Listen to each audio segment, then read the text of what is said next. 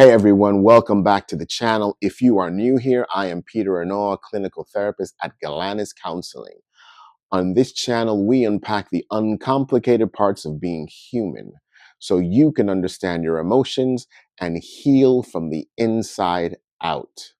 Today, let's tackle something so many of us wrestle with: anger. Maybe you bottled it up until you explode. Maybe you feel guilty for even feeling it, or maybe you're tired of hurting the people you care about.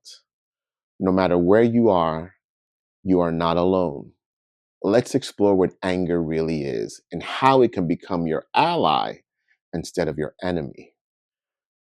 First, I want you to hear this loud and clear. Anger is not a problem to fix. It's a signal to understand. Think of anger like a smoke alarm. It goes off when something important needs your attention. Sometimes that alarm is loud and terrifying, but ignoring it can lead to an even bigger fire. Here are some common reasons anger shows up. A boundary has been crossed. You feel powerless or unheard. Something feels unfair or unjust. You're feeling threatened emotionally or physically. Or sometimes it's covering up deeper pain you haven't been able to name. So instead of asking, why am I so angry? A more helpful question is, what is my anger trying to protect? Psychologists often refer to anger as a secondary emotion. That means there's usually something deeper underneath: fear, sadness, shame, or even grief. Let me give you an example. Someone snaps at their partner for not texting them right back. On the surface, the reaction is anger, but underneath, maybe it's fear of abandonment. Maybe it's insecurity. So if we can pause and feel beneath the anger, we begin to understand what's really happening. Let's go even deeper. Have you heard of the anger iceberg? It's a simple way to understand that anger often sits on top of other hidden emotions. Imagine an iceberg. Above the water, what people see is anger, yelling, sarcasm, the withdrawal, blame. Below the surface, there is hurt, fear, rejection, shame, exhaustion, and loneliness. For example, a parent might yell at a child for not listening, but underneath, it is fear for their safety. A partner might snap during an argument, but underneath is fear of losing love. A teen might slam a door, but underneath is feeling misunderstood or powerless. When you recognize under your anger, you can address the real issue instead of fighting about dishes or chores or silence. Healthy versus unhealthy anger. Okay, so now we know anger is a normal and often protective, but how we express it makes all the difference. Healthy anger is assertive, not aggressive. It says, I deserve respect. I need to be heard. This behavior is not okay with me. Unhealthy anger is when we yell, insult, or threaten, when we get passive aggressive, give the silent treatment, or even turn the anger inward, beating ourselves up. Both extremes, exploding or suppressing, can damage our relationships and our health. Studies show chronic suppressed anger can lead to high blood pressure, anxiety, and even depression. So, the goal is not to erase anger, it's to learn how to feel it, express it safely, and use it as an impetus for change. Anger needs expression, not explosion. How to work with your anger. Here are 5 tips to manage anger. Let's get practical here. Some tools you can start using today to work with your anger. Number 1, pause and breathe. When you feel anger rising, pause before reacting.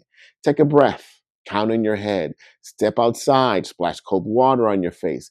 Give your nervous system a moment to calm down. Number two, name it. Check in with yourself. Am I angry because I feel blank?